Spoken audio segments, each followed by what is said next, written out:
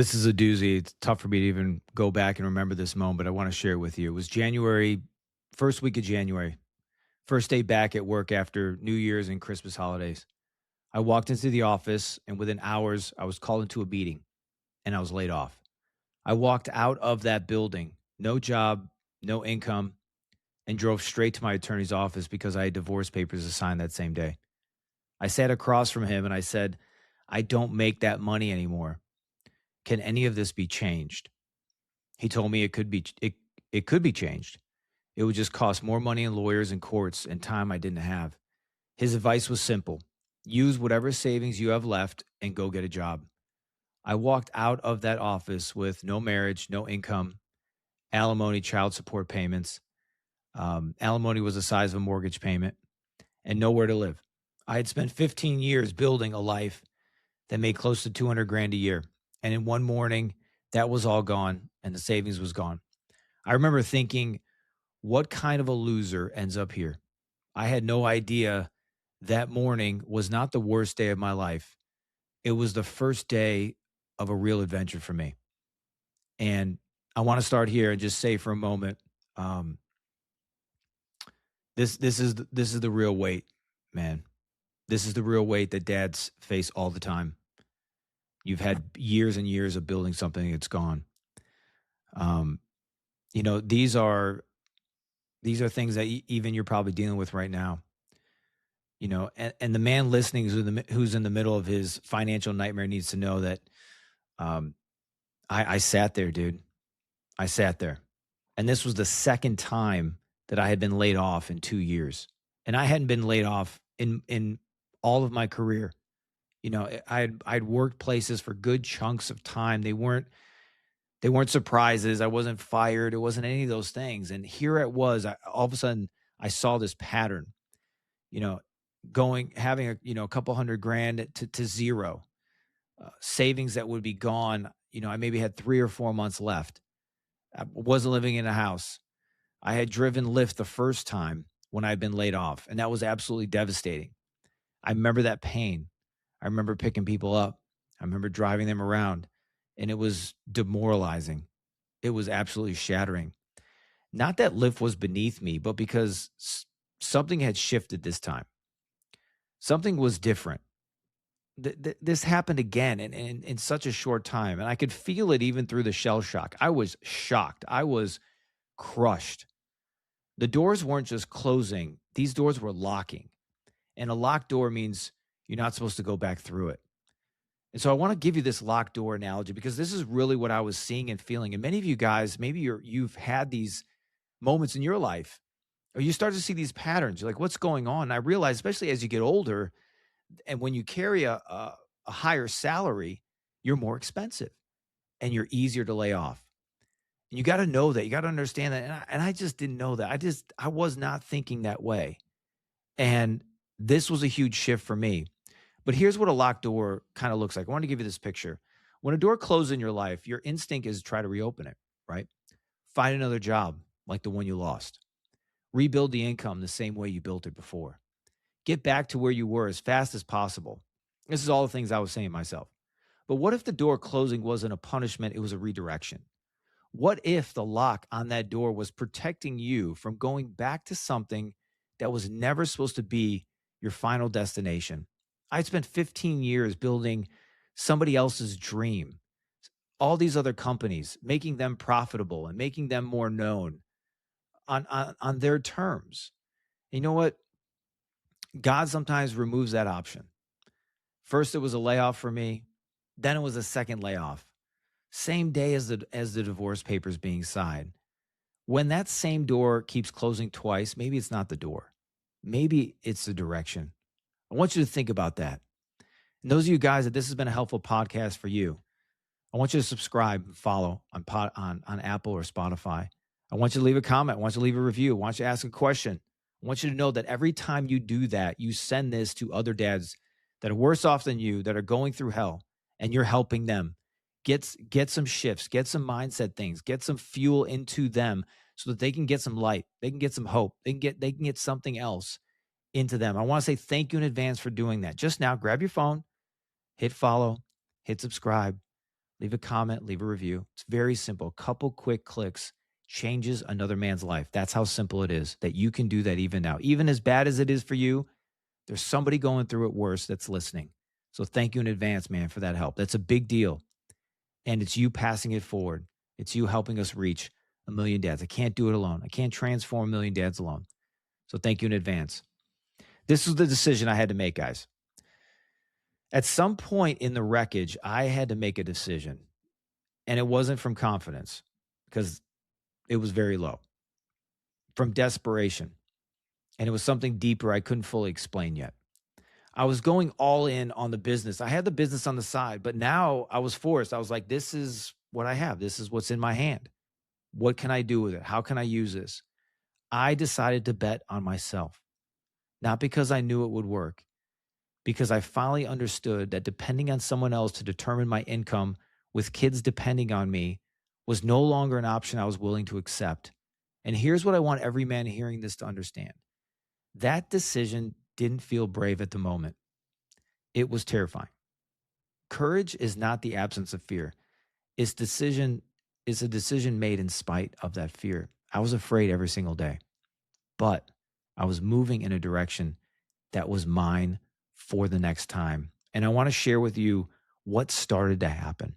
I want to give you guys some hope of what started to happen, because you can do it fearful or in worry. You could still do it.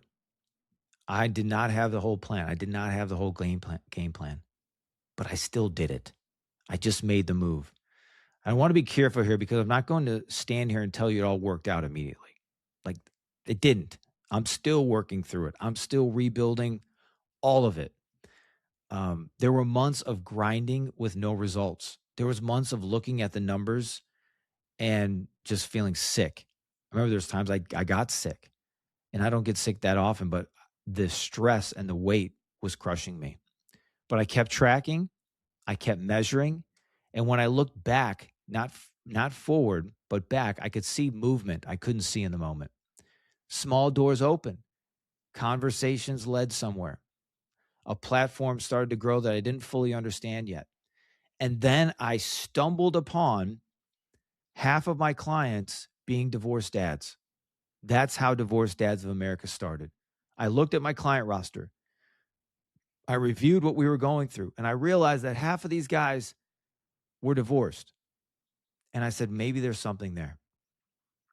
God doesn't always give you the plan. Sometimes he just closes every other door until the right one is the only one left. I would never have built this sitting comfortable with a couple $100,000 as a salary. The layoff wasn't the worst thing that happened to me, but it was the most necessary. And so I want to talk to the dad right now that's in this financial meltdown, right? You're in the fire. I want to talk to you because those feelings, and if those are some things that are tough for you, or, fear of not having enough, that was a big one for me. If you're in the financial fear right now, this is for you. The panic is real, I know. The shame of the number is real, I know. The feeling of being a loser who let his family down financially, I know. But I need you to hear this. What you're experiencing is not evidence of who you are. It's evidence of a transition you're being forced through. And transitions hurt, but they transform. So 3 things let me share with you that I wish someone had told me in that parking lot when I got laid off. 1, stop measuring your current chapter against your last one. You're not going to go back to a couple $100,000 a year the same way you got there before. That version of the story is over. The new one has different numbers, different timeline. If there's one thing I know about life, is that the only thing consistent in life is change. And so many times we keep trying to fix the same problem the same way. And that's just not how things work in life. There's new problems with new solutions and new perspectives and new shifts. That's what I had to get. And I want to share that with you, that you get that. You start to think differently. So stop comparing this chapter to the last chapter. This is a new chapter. It's a new place. Number 2, the financial pressure is exposing what you're actually made of. It's not destroying it. It's exposing it. The man you become in this season is the man who can build something that can never be taken in one morning, because he built himself. Because for me, I had so much identity on what I had, what I did, and what other people thought of me. And that's all ego. And ego is simply edging God out. That's all ego is. I had built, as it says in the scriptures, I built my life on the sand. And when the storm came, I got wiped out. I needed to learn how to build my life on the rock. And I'm still learning how to do that. I still have worry and fears and frustrations about that and what God looks like in those scenarios. However, I knew I needed to change and make a difference. And rebuilding this guy, betting on Anthony, betting on what God has for me was a huge, huge shift and eye opener for me. The third one is bet on yourself before someone else does. I waited until I had no other option. You don't have to wait that long. Start building the thing that is yours now while you still have the time to do it with less desperation and more intention. I tell people many times I'm a very loyal person, and gifts have good sides and dark sides. The dark side of the loyalty gift is I was too loyal for too long, and I waited too long to be able to make that move. I needed to bet on myself. I was so enraptured with the idea that somebody else was going to pick me, choose me. You're the guy, da da da da. And you know what? I hadn't chosen myself. I hadn't bet on myself. If you don't bet on yourself, other people will not bet on you. And I want you to catch that. That's somebody needs to hear that today. Until you bet on yourself, nobody else is going to bet on you. That's the difference, and that's a shift. When you don't bet on yourself, other people don't want to bet on you. And there's something inside of that to unpack for yourself. Why haven't you bet on yourself? Why haven't you invested in yourself? Those of you that have yet to be in the school group, why are you not in the school group with other guys, other brothers helping? Why have you not invested to pay for a coach and a mentor in your life? Oh, Anthony, it's just too expensive. Well, it's too expensive not to. And that was one of the first things that I did was say, hey, get somebody to expose and unpack and save me time in this journey to get me and grow me faster. That's what it's all about. Jeremiah 29:11, before we close. I know the plans I have for you, declares the Lord. Plans to prosper you, not to harm you. Plans to give you hope in a future. I want to tell you where I was when that verse finally landed for me. I was in that chair. I was at my parents' house, no income, alimony due, savings bleeding out. I read that verse and I thought either this is true or it's not. Either God has a plan for this specific mess or he doesn't. I decided to believe it was true, not because the circumstances supported it, because they sure didn't, because the alternative, that this was all just random destruction. It was something. It was something. It wasn't just destruction. I refused to accept that. And that decision to believe the promise before I could see the plan, that was the beginning. And it's available to you right now, today, in whatever number is freaking you out tonight. And so drifters look, man, just think about this drifter scenario. They look at financial devastation and they see the end of their story. Builders look at the locked doors and ask, what is the one that's still open? I lost several $100,000, my marriage, my job on that same morning. And I'm standing here telling you that morning was not the worst day of my life. It was the day God removed every option except the right one. Your financial fear is not your final chapter. It is the pressure that is forming the man who builds something that can never be taken from him. I want you to keep going. I want you to bet on yourself. I want you to know the plan was never the salary. The plan was always you.